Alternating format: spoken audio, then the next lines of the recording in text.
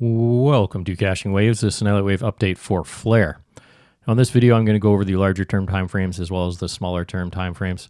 And I just want to discuss the two larger time frame patterns I'm expecting in the bullish scenario. So in the bullish scenario, we either have our bottom of our correction and start of our trend at 1.2 cents. Now in this scenario, we started in a correction and we ended as a running flat, whatever the count was previous that didn't exist, if you will. So this is the start of our correction, higher B wave, and we protected our A wave. So running flat. So that's the bullish scenario, in which case we'd start a trend from here to all-time highs, looking for a large series of five-wave move. Now in the less bullish scenario, I hope we don't get this one. This is either a correction as a WXY, and we're just going to be chopping for years in a sideways market, or it's a diagonal, and our bottom was over here, in which case I wouldn't expect further upside than, say, 14, 15 cents, and this would make a larger wave 1 and 2, but we're talking years down the road before that setup comes. So obviously still good upside. We're talking 500%, that's still obviously very good, but obviously we prefer the start of the trend right here and this being a running flat. So we're going to play this until it fails. Now, before I get into the smaller time frames, this is from last video. We're looking for our third wave in white to complete, and then another fourth in white and a fifth to the upside, and then a 4-5 in green. So going to today's chart, that was right here. And you can see we got our 4-5 as a flat and our fifth wave to our target. Now there's a couple counts here because this is a little bit difficult. So right now,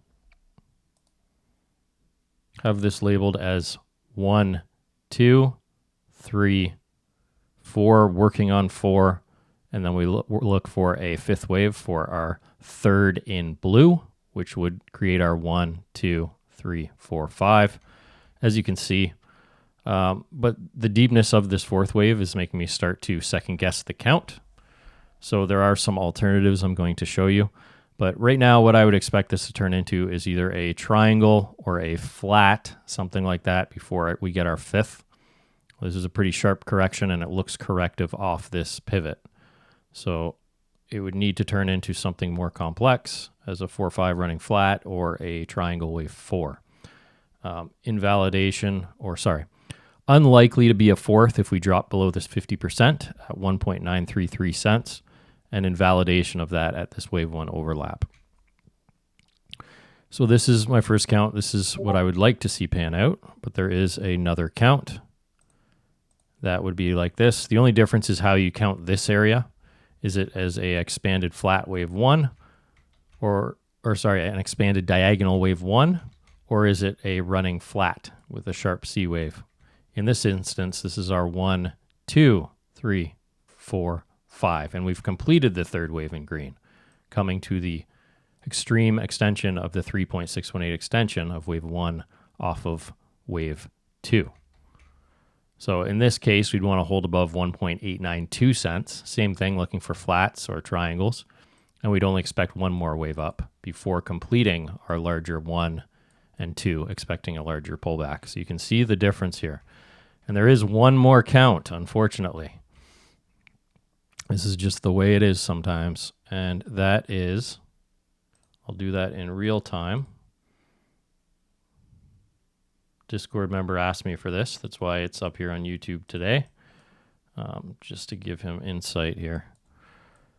The last scenario is a combination of both, and I know it's frustrating not to have clarity, but it's kind of the way it is sometimes, and that is that this would become a very ugly diagonal wave 1 because all our fib levels match up. We just get an extreme wave 1 here. This would be a double zigzag wave 1, 2, 3, 4, 5. So that would be like this. 1, 2. That would be our running flat. 3, 4, 5, like that.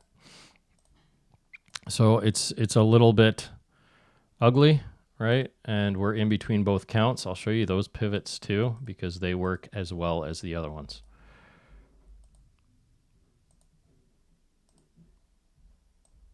As you can see, third wave hits our 1.618 standard extension for our wave 3, and then our wave 5 comes between our 200 and 2.236.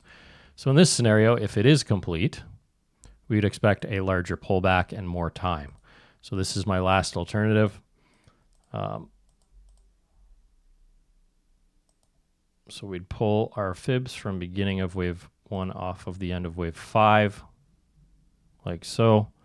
We'd look for our wave 2.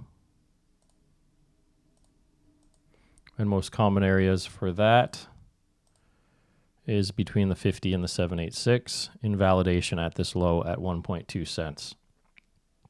So this becomes my primary as soon as we drop below. Let me get rid of these.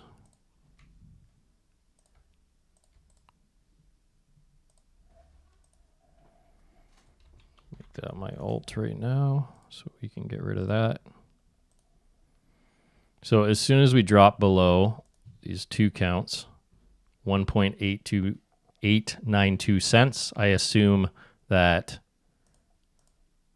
this one's in play, our wave 2, and I'd be looking for longs, making this a larger 1 and 2. But anyways, my bias is bullish, just to be clear, very bullish. It's just, are we complete a 5-wave move? Do we need another 4 or 5? It all depends what happens in this area. And as you can see, the difficulty of this region here can be counted many different ways, which makes it a little bit difficult.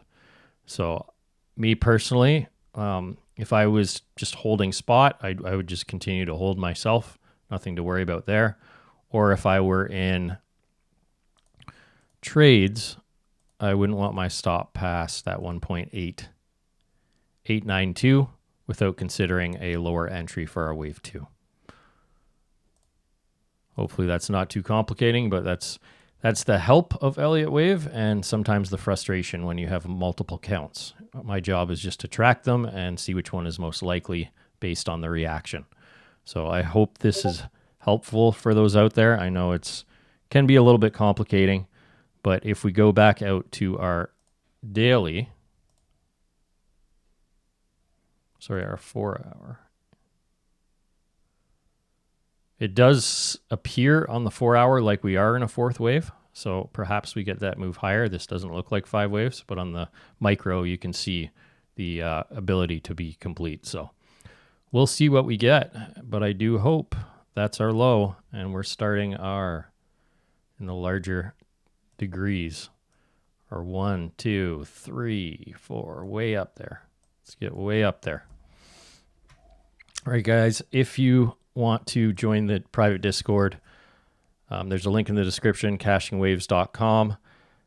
That's where I put up a member video every morning. It's half an hour to an hour long, going over all my trades I'm in, as well as potential trade setups and market recap. Within there, there's also a Blowfin exclusive. You can see that in the top left. What that gets you is the membership link, which gives you the current bonus, which is a new one today, plus 20% rebate for life on trading fees. So when you enter a trade or exit a trade, whatever fees were taken, you get 20% back directly into your account. If you are not a member, there's also a YouTube link, which includes the bonus and 5% rebate for life on trading fees. Now, the new bonus today, good till November 26th, is 10% cash back. So whatever you put into your futures bonus, up to $1,000 bonus, 10%. So if you put in 100, it's $10, 1,000, $100. You get that extra 10% to be able to use for trading. And it works for 7 days. So if you have $1,000, you get $1,100 to trade with. And after those 7 days, that 10% is gone. But it gives you the ability to trade with more money, right? So that's the deal till December 26th. If you want to join the Discord, get regular updates, link in the description. And as for my schedule, These are the assets I cover, so be sure to like and subscribe if you want to be up to date with those. They'll be updated once or twice a week. And other than that, I'll see you guys on the next one.